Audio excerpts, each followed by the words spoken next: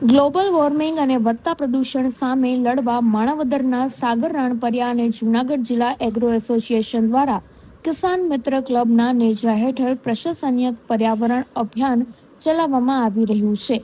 છેલ્લા 11 વર્ષથી કાર્યરત આ સંસ્થા પોતાના વૃક્ષ રથ દ્વારા ઘરે ઘરે જઈને ફળ, ફળાવ અને ઔષધીય રોપાઓનું વિનામૂલ્યે વિતરણ કરે છે. સંસ્થા દર વર્ષે 1 થી 1.5 લાખથી વધુ રોપાઓ વહેંચીને ગ્રીન કવર વધારવાનું ભગીરથ કાર્ય કરી રહી છે.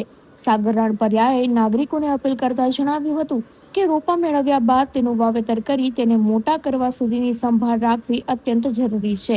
આ અભિયાન દ્વારા પર્યાવરણ પ્રત્યે જાગૃતિ ફેલાવી વધુને વધુ લોકો વૃક્ષારોપણના કાર્યક્રમમાં જોડાઈ રહ્યા છે.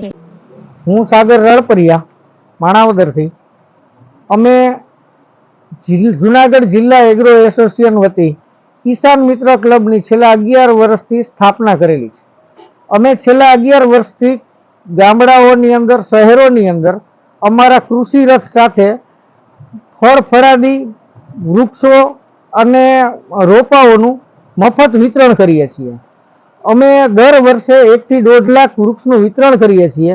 આજે અવળી મોટી ગંભીર ગ્લોબલ વોર્મિંગની સમસ્યાઓ સામે આવી રહી છે, એને પહોંચી વળવા માટે અમે તમારા ઘર સુધી અમે વૃક્ષના રોપાઓ પહોંચાડીએ છીએ.